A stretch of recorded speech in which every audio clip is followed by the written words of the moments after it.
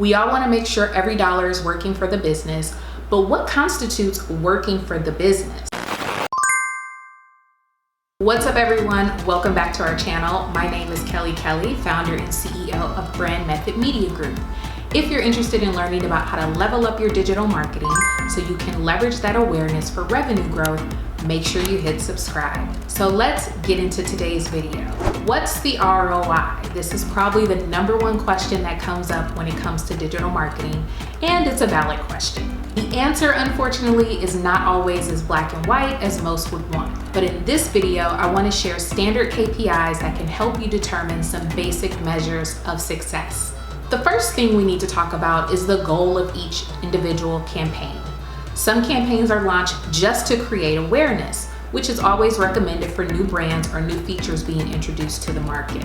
Then you have consideration campaigns, and these are launched with the goal of appealing to those who have already shown some type of interest. Finally, you have campaigns that are launched specifically to drive sales. It's important to measure success at all the different levels in the journey of each type of campaign. Oftentimes, decision makers only want to measure digital marketing success by sales, and that's a huge mistake. We all want to make sure every dollar is working for the business, but what constitutes working for the business? You have to look at the whole picture and apply comparable metrics to each level of the journey. Now, it's worth noting that there are a lot of different versions of the customer journey, but for this example, we're going to cover the main three: awareness, consideration, and conversion.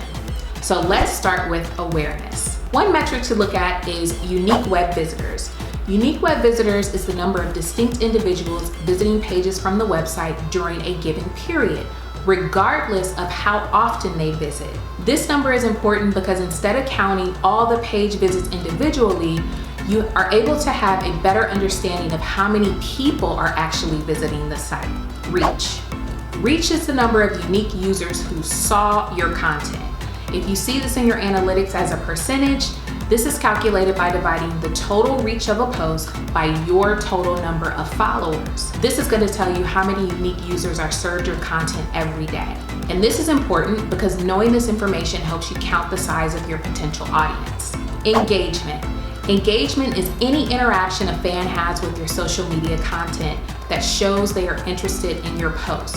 So this can be a like, a comment, or a share.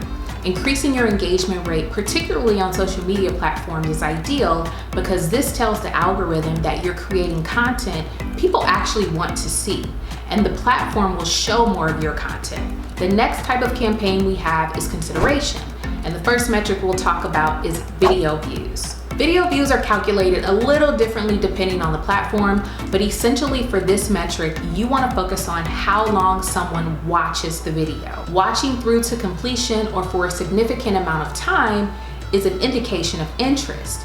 And with this information, you can also retarget the audiences who watched 50%, 75% or more of the way through. Click-through rates. Whether it be social media posts, website, or email, click-through rate applies when the user clicks a hyperlink.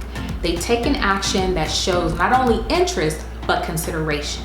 I've seen your quick pitch, you provided a link, and I'm gonna click it because I'm curious about what more you have to offer. Time on website. Another metric you can measure in consideration is the amount of time a visitor spends on your website. An increase in this number shows that the visitor is sticking around and researching more of what you have to offer. This also creates an opportunity for you to capitalize on that interest by way of chat box, pop-ups, or strategically placed CTAs. Last, we'll touch on conversion. At this point, you've put in the work introducing your brand as a solution. You've provided compelling content for the target to consider, but they haven't pulled the trigger just yet, so there's still more work that has to be done. Now, real quick, let's talk about what constitutes a conversion. By marketing definition, a conversion is the point at which a recipient of a marketing message performs a desired action. So depending on what type of campaign you're running, any one of these that we're going to discuss can be a measure of effectiveness for a conversion campaign. Downloads. If you have a really valuable lead magnet and it's gated by requests of the recipient's email, once they provide their information and download, this should be counted as a conversion. they've taken action, and you now have a warmer prospect to move to the next stage.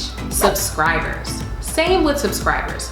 If someone signs up to receive your newsletter, that's a conversion, and you now have permission to communicate with them cautiously, but you do have the permission to communicate with them. And then, of course, the one thing we all want, sales. When your target converts to an actual sale, this increases revenue. So there you have it. Specific measurable ways to calculate your ROI.